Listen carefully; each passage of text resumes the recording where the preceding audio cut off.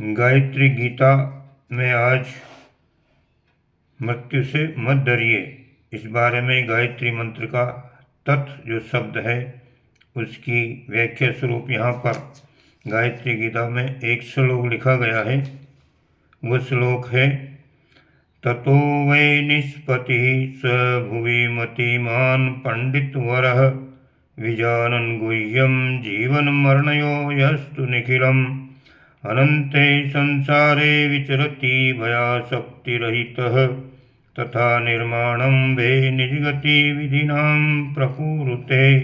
अर्थात गायत्री गीता के उपरोक्त श्लोक में गायत्री मंत्र के प्रथम पद तत् की विवेचना करते हुए बताया है कि इस संसार में वही बुद्धिमान है जो जीवन और मरण के रहस्य को जानता है, भय एवं आसक्ति रहित होकर जीता है और उसी आधार पर अपनी गतिविधियों का निर्माण करता है।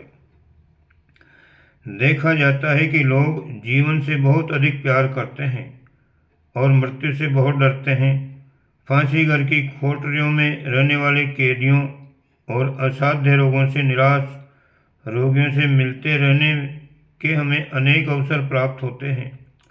उनके अंतःस्थल की दशा को, वेदना को समझ सकने के कारण हम ये जानते हैं कि लोग मृत्यु से कितना डरते हैं।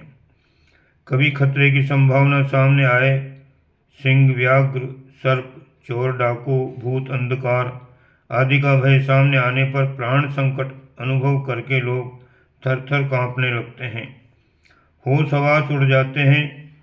मृत्यु चाहे प्रत्यक्ष रूप से सामने न हो पर उसकी कल्पना मात्र से इतना भय मालूम होता है जो मृत्यु के वास्तविक कष्ट से किसी प्रकार कम नहीं होता।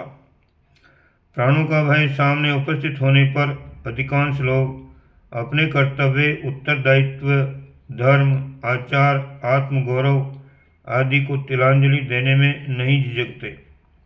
हम ऐसे धर्म प्राण बनने वाले व्यक्तियों को जानते हैं जिन्होंने डॉक्टर द्वारा रोग को प्राणघातक बता देने पर शरीर जाने के भय से मांस, अंडे, मछली का तेल, मद्य आदि का सेवन करना शुरू कर दिया।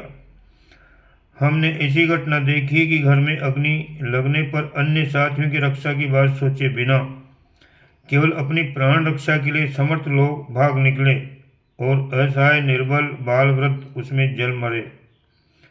पिछले भारत विभाजन के समय धर्मांध से उन्मत्त लोगों द्वारा जो पैसा चिकित्साएं बरती गई उसका सबको पता है। उन घटनाओं के जो लोग समीप रहे हैं उन्हें मालूम है कि अत्याचारियों के चुंगल में फंसने पर कितनों ने ही अपने आत्मगौरव, धर्म, कर्तव्य, उत्तरदायित्व आदि को छोड़कर बड़े से बड़ा अत्याचार अपनी आंखों से देखते हुए भी प्राण भिक्षा के लिए गिड़गिड़ाते हुए आत्मसमर्पण किया। प्राण संकट के समय लोग धर्म, कर्तव्य आदि की बात तो दूर रही, अपने स्त्री बच्चों तक को दुर्दशा युक्त मृत्यु पाते देखते रहते हैं और अपने प्राण ले भागते हैं। मृत्यु का भय साधारण भय नहीं है। अविकसित क्षुद्र हृदय व्यक्ति तो उससे भयभीत रहते ही हैं, पर वे लोग जो अपने को सिद्धांतवादी, वीर, कर्तव्यपरायण और धर्म प्रेमी समझते हैं परीक्षा का समय आने पर विचलित हो जाते हैं। जब एक और आदर्श, दूसरी ओर प्राण संकट की तुलना हो रही हो तो बिरले ही मनुष्य ऐसे निकलते हैं जो खरे उतरें। महात्मा ईसा ईश्वर से प्रार्थना किया करते थे कि हे प्रभु, हमें बुराइयों से बचा पर परीक्षा में मत डाल, क्योंकि वे जानते थे कि मनुष्य बड़ा डरपोक है।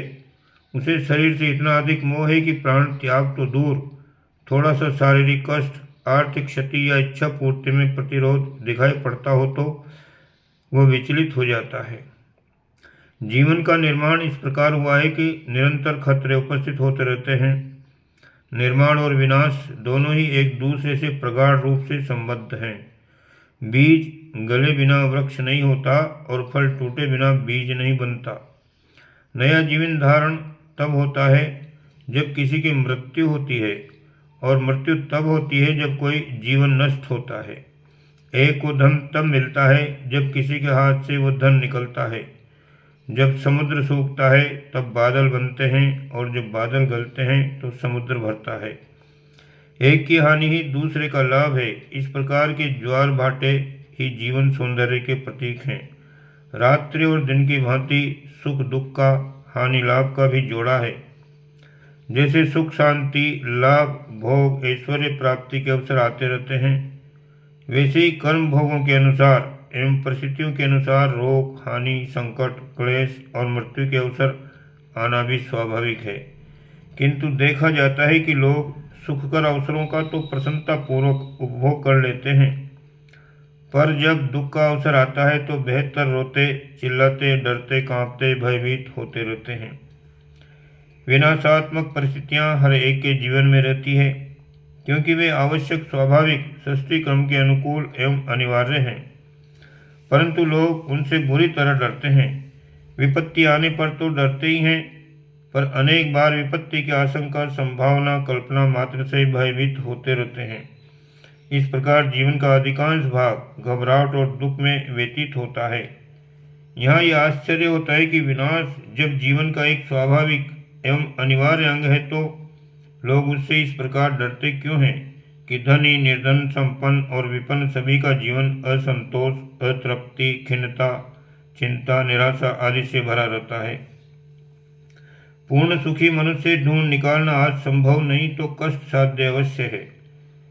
विघटनात्मक विनाशात्मक स्थितियों से डरने घबराने का कारण मनुष्य की एक आध्यात्मिक भूल है।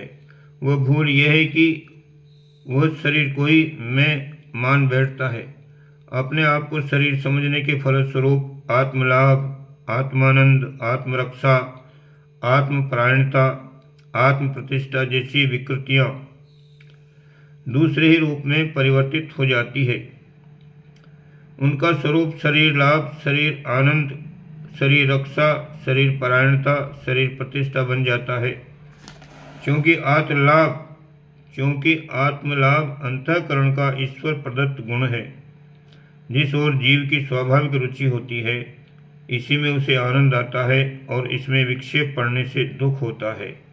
संत महात्मा ब्रह्मवेत्ता ऋषि मुनि सज्जन लोक सेवक सत्पुरुष इसी मार्ग पर चलते हैं और जीवन के प्रत्येक क्षण का सदुपयोग करते हुए सदा आनंद निमग्न रहते हैं। परंतु जब आत्मलाभ की परिभाषा शरीर लाभ हो जाती है, जब आत्मरक्षा का तात्पर्य शरीर रक्षा समझा जाता है, तो वही अज्ञान संभव परिस्थिति उत्पन्न हो जाती है जिसमें आज जन साधारण ग्रस्त हो रहा है। स्वार्थ मनुष्य की सर्वप्रिय वस्तु है। अपनापन सबको प्यारा है। संसार का जो भी पदार्थ प्रिय लगता है वो अपनेपन की भावना के कारण ही प्रिय लगता है। शत्रु की सुंदर से सुंदर चीज़ें भी आंखों में कांटे की तरह चुभती हैं। जब शरीर को स्व मान लिया गया तो उसके नष्ट होने का भय आत्मनाश के समान लगना ही चाहिए। जब शरीर ही स्व है तो शारीरिक इंद्रियों के भोग विलासों को आत्मानंद समझना ही जाना चाहिए। शरीर की सुंदरता आकर्षण मोहकता वैसी प्रिय मालूम होनी चाहिए जैसे कि आत्म प्रतिष्ठा प्रिय होती है।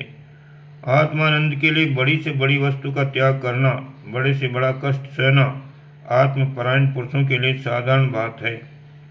वैसे ही शरीर परायण लोगों के लिए सांसारिक सुख के लिए धर्म कर्तव्य आदि का छोड़ देना और हत्या डकैती आदि खतरे से भरे हुए दुस्साहसी कार्य कर डालना साधारण बात होती है। यदि कोई आदमी शरीर को ही मैं मानता है, उसमें ही स्व अनुभव करता है, तो उसके लिए उचित ही है कि शरीर को सुखी करने वाली वस्तुओं और परिस्थितियों में सुखी रहे, उनके लिए प्रयत्न करे और इस मार्ग में जो कुछ बाधाएं उपस्थित हों उसमें दुखी एवं भयभीत हों। इस स्थिति में मृत्यु और हानि का भय यदि बुरी तरह संत्रस्त बनाए रहे तो उसमें कुछ आश्चर्य की बात नहीं है। परमात्मा को सच्चित आनंद सच्चिदानंद कहते हैं। उसका अंश आत्मा स्वभावतः आनंदमय है, उसमें आनंद की कोई कमी नहीं। ये संसार परमात्मा की पुण्य कृति है। आनंद रूप परमात्मा के हाथ से बना हुआ संसार आनंद रहित नहीं हो सकता। जीवन का अर्थ है जीव और प्रकृति के सम्मिलन की आलिंगन की पुण्य वेला। इन क्षणों में आनंदमय आत्मा और आनंद कृति संसार के उभय पक्षीय आनंदों का मिलन होने से अपार आनंद उमड़ पड़ना चाहिए। स्त्री और पुरुष के समागम का आनंद बड़ा आकर्षक है आत्मा और प्रकृति के समन्वय का नाम ही जीवन है। जीवन इतना आनंदमय, इतना आकर्षक, इतना उल्लासमय, इतना सरस है कि उसका आस्वादन करने के लिए ही तो जीव संसार में बार बार आता है, बार बार जन्म लेता है। यदि ऐसी बात न होती, यदि वस्तुतः जीवन का मूल रूप दुख, भय, चिंता, क्लेशमय होता, तो निश्चय ही परमात्मा का अमर युवराज आत्मा उसे ग्रहण करने को कदापि तैयार नहीं होता। आनंद का रसास्वादन करने के लिए प्राप्त हुआ जीवन आज कितने कम लोगों के लिए आनंदमय रह गया है, यह आश्चर्य की बात है। इसी प्रकार यह बात हैरत में डालने वाली है कि कितने अधिक लोग अपनी जिंदगी के दिन असंतोष, भय, निराशा और उदासीनता के साथ व्यतीत करते रहते हैं। ये भूल भलैयाँ, ये माया बंधन आत्मा के लिए कितना उलझन भरा है, कितना मर्मभेदी है। इस सत्य को समझकर हमारा शास्त्र में इस खतरे से आगाह कर देता है। गायत्री मंत्र के प्रथम पद में तत् शब्द में इसी अंधकार में विभीषिका पर प्रकाश डाला है। इसी पर्दे को उठाकर सच्चाई के दर्शन कराए गए हैं। गायत्री गीता के अनुसार तत् शब्द में बताता है, तत् शब्द हमें बताता है कि जीवन और मरण के रहस्य को समझो, भय और आसक्ति रहित होकर जियो और वास्तविकता के सुदृढ़ आधार पर अपनी गतिविधियों का निर्माण करो। ओम शांति।